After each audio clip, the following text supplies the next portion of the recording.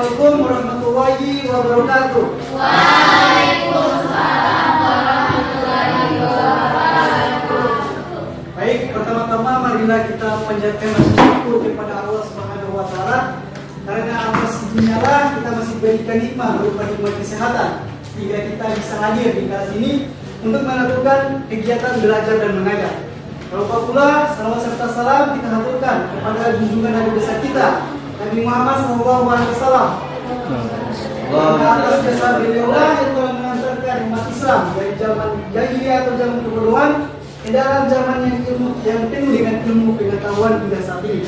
Oke baik, sebelum kita mengawal pelajaran hari ini, alangkah baiknya kita berdoa terlebih dahulu.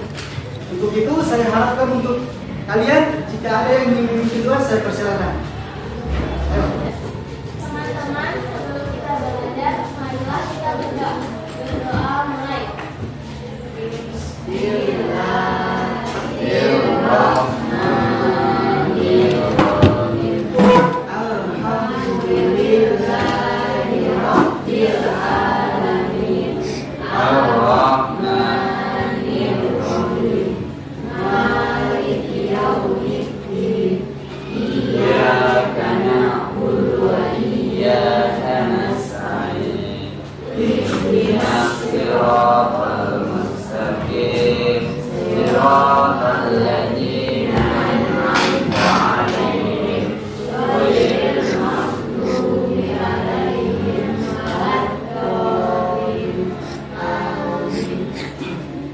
Oke, saya mau absen dulu.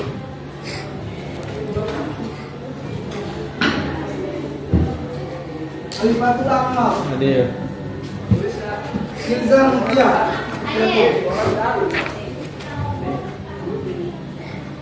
Fitriani Ahmad. Bilang Rizky Yadi.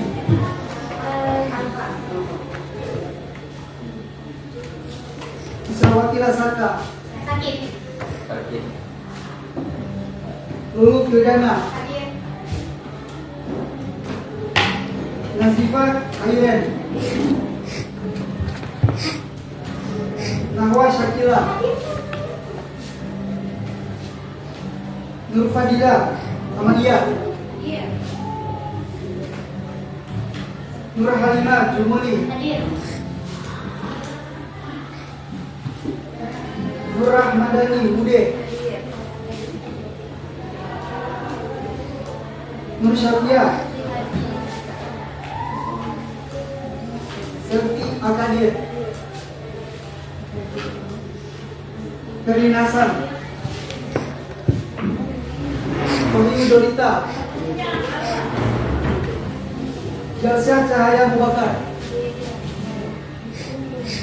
Oke baik teman-teman, masih semangat belajar ini? Oke, kalau masih semangat belajar, saya mau tes kalian lebih semangat. Kalau saya katakan selamat pagi, jawab pagi, luar biasa, Allahu Akbar. Bisa? Oke, kami tes. Selamat pagi. Luar biasa. Allahu Akbar. Oke, sekali lagi. Selamat pagi. Luar biasa. Allahu Akbar. Oke, baik. Sebelum mengawali pelajaran hari ini, kita akan bermain game sedikit. Jadi, ice breaking sedikit. Jadi, dia punya kata kunci adalah jika saya katakan tepuk, maka lakukan. Itu kan tanya. Jika saya tidak katakan tepuk, maka jangan lakukan. Oke, contoh briefing dulu. 3. Dan seterusnya. Dengan kata kunci, jika saya katakan tepuk. Oke, paham? Oke, mulai. Di sini saya akan tes kalian punya konsentrasi atau tidak. Oke. Tepuk 1. Tepuk 2. Tepuk 3.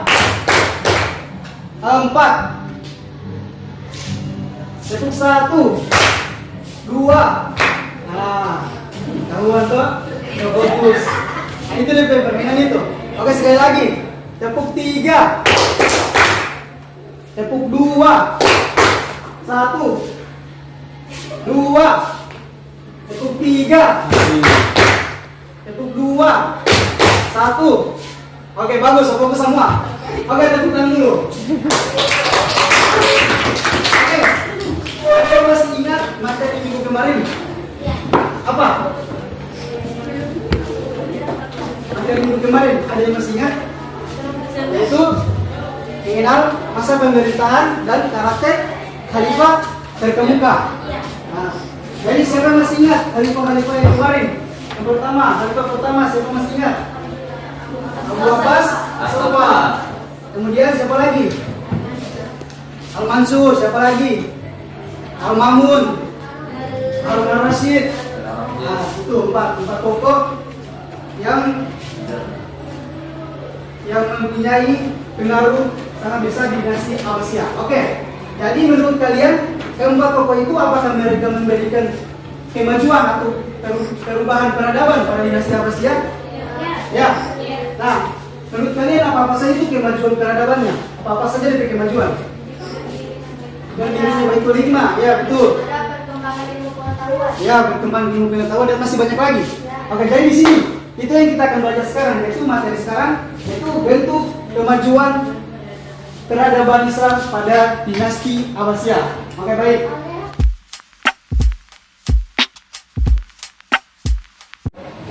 Oke, sebelum itu kita harus tahu dulu apa faktor yang mendukung kemajuan Abbasiyah ini. Yang pertama, adanya dukungan dari khalifah terhadap ilmu pengetahuan.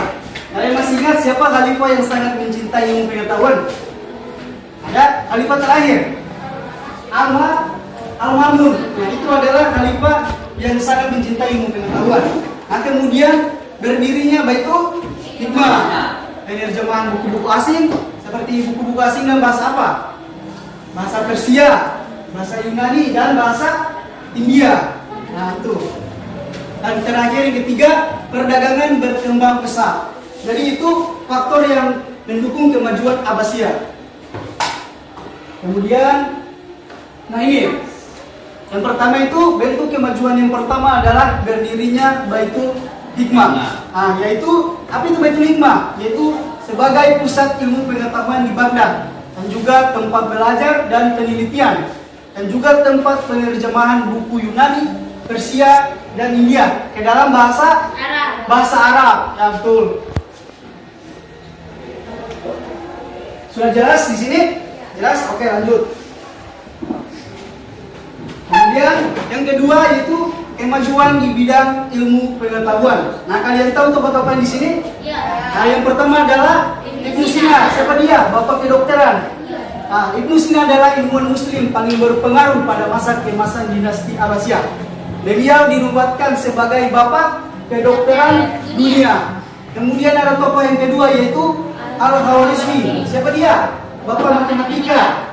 Al-Khawarizmi adalah ilmuwan muslim terkemuka di Abbasiyah. Beliau dikenal sebagai bapak Al-Jabar dan Al-Logaritma.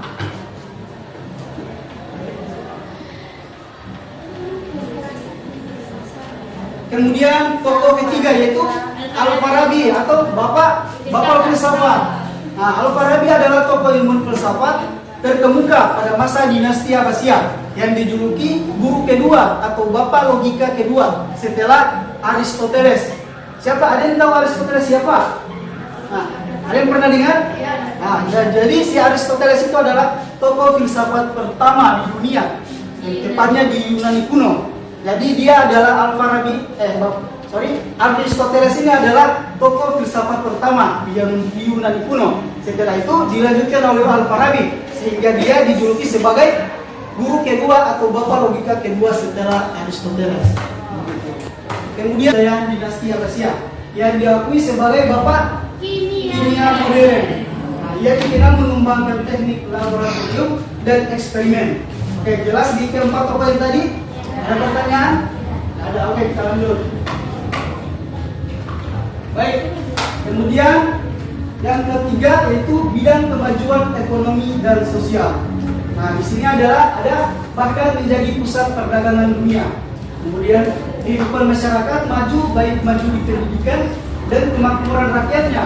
Kemudian yang ketiga, seni dan budaya berkembang, termasuk perkembangan seni arsitektur, seni sastra, puisi, dan seni musik, dan juga seni kaligrafi. Oke, jelas di sini di bidang kemajuan ekonomi dan sosial. Oke, kita lanjut. Kemudian kemajuan yang keempat pada bidang ilmu tafsir dan ilmu hadis. Nah, pada masa ini metode penafsiran Al-Quran mulai dipisahkan dari ilmu hadis dan dituliskan secara khusus dalam kitab-kitab tersusun. Nah, memakai metode tafsir bi al-madhur. Nah, apa itu? Kalian pernah dengar itu? Nah, tafsir bi al-madhur itu adalah penafsiran berdasarkan riwayat dari Nabi, sahabat dan para tabi'in. Jelas?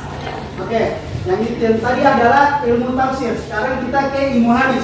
Nah, bagi hadis, masa Abbasiyah adalah masa keemasan umat Islam.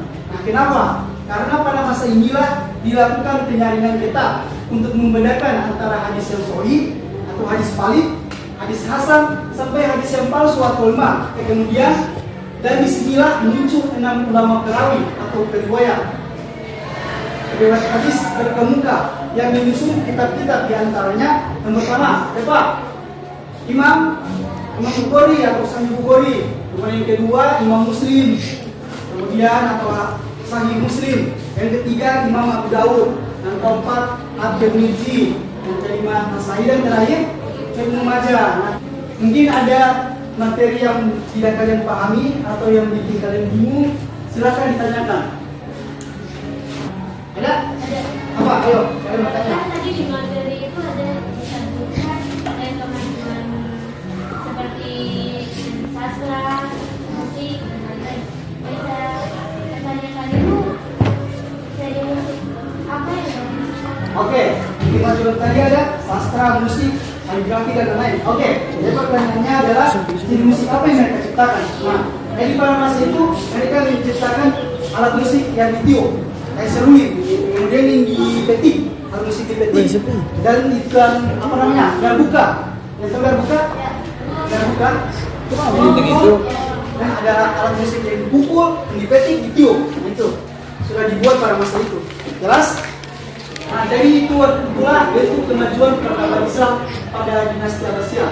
Saya akan membagikan lembar kerja murid kepada kalian. Jadi di sini nanti silakan langsung isi di kertas ini. Di sini berisi beberapa butir soal, 3 butir soal. Nah, petunjuk pengerjaannya yang pertama, kerjakan secara mandiri. Jawablah pertanyaan dengan singkat dan jelas dan rapi. Jadi tidak perlu ditulis sebanyak-banyak mungkin. Intinya jawabannya singkat, jelas, dan rapi. Oke. Kemudian ketiga, kumpulkan hasil pengerjaan kepada guru setelah selesai. Nah, di sini terdapat 3 butir soal.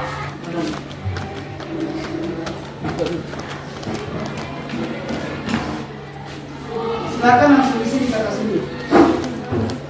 Tulis nama, jangan lupa tulis nama dan kelas.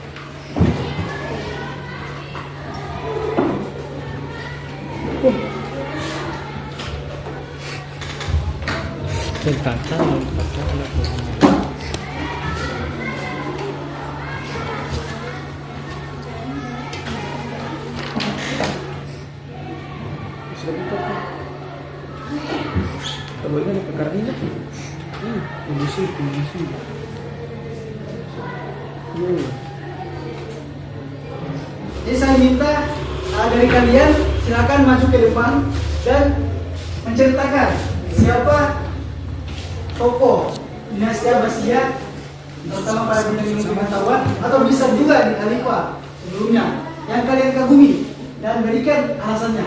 Oke, angkat tangan yang ingin maju. Oke, siapa? Oke, selesaikan kalian dulu. Oke, saya kasih. Oke, sini. Berikan nama dan siapa tokohnya.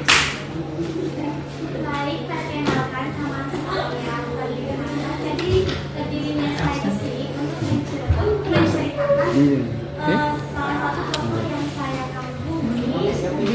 Jadi yang saya memilih itu sebagai tokoh yang saya kagumi karena beliau merupakan ilmuwan muslim yang sangat cerdas dan berjasa besar dalam bidang kedokteran. Sikap dari beliau ini menginspirasi bagi saya untuk saya terus belajar dan meraih cita-cita. Oke, bagus sekali. Kita ulang dulu. Jadi cita-cita tidak dokter ini jadi dokter? Dua. Dua. Oke, sehingga mendolakan si Edmus ini. Oke, bagus. Oke, berikutnya siapa? Assalamualaikum warahmatullahi wabarakatuh. Waalaikumsalam warahmatullahi wabarakatuh. Nama saya Nur Syabel. Al-Musafani. Siapa?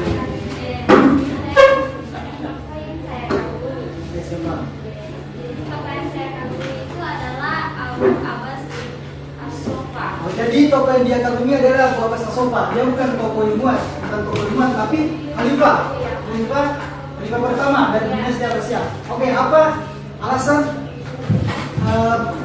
memilih si Abu Abbas As-Soffa sebagai yang diidolakan? Oke, apa alasannya? Saya kagum karena beliau sangat berani sampai disebut sama seperti Mandela. Karena dia membantai seluruh keturunan dan berbeda supaya ditemukan fondasi daulah. Oke, jadi intinya dia mengidolakan Abu Abbas As-Soffa karena dia tegas. Oke, jadi pemimpinnya itu tegas. Oke, bagus sekali. Temukan dulu. Jadi kalian sudah menyebutkan tadi, sudah beberapa orang sudah menyebutkan siapa tokoh yang diidolakan dan juga alasannya. Tadi saya sudah melihat, mendengar, kebanyakan di Musina ya. Kalau bukan di Musina siapa? Di Abu Abbas As-Soffa. Nah, yang memilih Musina ini kebanyakan mereka dan punya cita-cita dokter, jadi mereka lebih memilih Musina.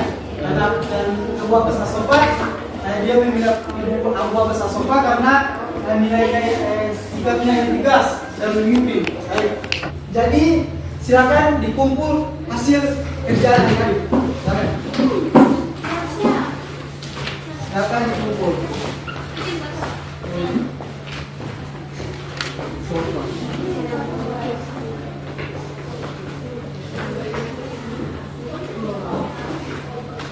Alas ka sa dami, wala? Boy. Buka. Oke,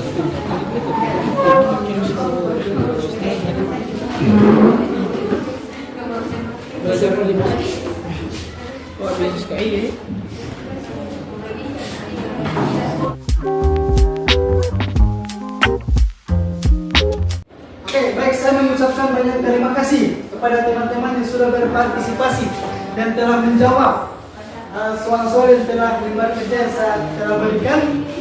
Saya juga mengucapkan terima kasih kepada kelas kalian yang sudah aktif dan juga sudah bekerja sama dengan saya untuk membuat video praktek pembelajaran pada pagi hari ini.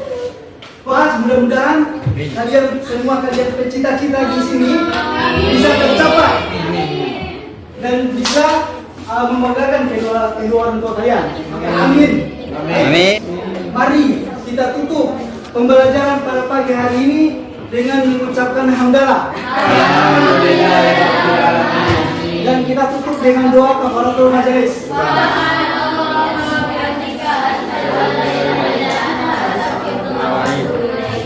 Sekian dari saya. Wabillahi taufiq wal hidayah. Assalamualaikum warahmatullahi wabarakatuh. Waalaikumsalam.